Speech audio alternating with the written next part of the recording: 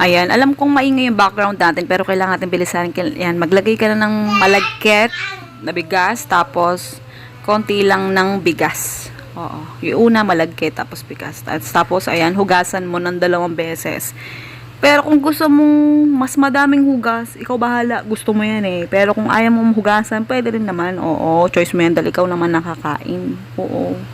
Walang judge dito. Ikaw ang magdidesisyon kasi ikaw naman magluluto. Dahil itong recipe natin ay for sharing naman. Oo. Yan, pagkatas mo hugasan, tsaka mo lagyan ng tubig. Tsaka suka. Sa suka, optional lang yan. Kung ayaw maglagay, pwede rin naman. Tapos pwede mong sukatin gamit yung traditional na pagsukat ng mga Pilipino tulad natin. Oo. Tapos takpan mo at tsaka mo isa lang. Lutuin mo sa pinakamahinang apoy para hindi agad masunog. Oo. Yan, pagkalipas ng ilang minuto, ayan, luto na yan, tamang-tama lang, wala rin tutong, saktong-sakto lang.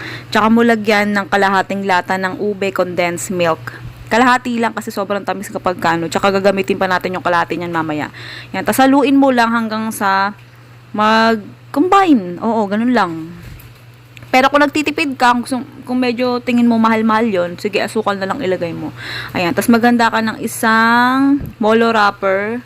Tapos lagay ka ng kalahating kutsara nung ginamit, yung hinalo natin kaninang malagkit. Tapos cheese. Depende siya kung gaano kalaki yung cheese. Tapos tubig. Pahiran mo yung molo wrapper para dumikit. Yan, ganyan lang itsura. Depende siya kung anong hugis o size o ano nung... Basta kung ano design ng pagbalot gusto mo. Basta ako ganyan lang gusto ko para mabilis, madali. Oo. Tapos sa molo wrapper, depende sa brand yan eh. Merong brand na makapal, merong brand na manipis. Kapag manipis, itong gamit ko manipis, ang hirap balutin. Nasisira lagi, napupunit. Oo. Kaya, ikaw nang bahala kung anong gusto mong gamitin. Yan. Sa recipe na to, ang magagawa mo, 88 pieces. Oo, ang dami, di ba? Yan. Ganyan kaitsura niya. Okay lang kahit magpatong-patong, walang problema dyan. Oo. Tapos, ayan, kapag ipiprito mo, siguraduhin mo na mainit na yung mantika para hindi siya bumuka-buka. Kasi kailangan malakas-lakas sa apoy, tamang-tama lang. Oo. Kapag kahabang sinasalang mo yan, di ba, ayan, sinasalang mo dahil madami nga, kung malaking kawalan yung gagamitin mo, pagkatapos mong isalang lahat, pwede mo na agad baliktarin yan. Kung malakas-lakas ang apoy ang gagamitin mong pagluto, ha. Ayan, katulad niyan.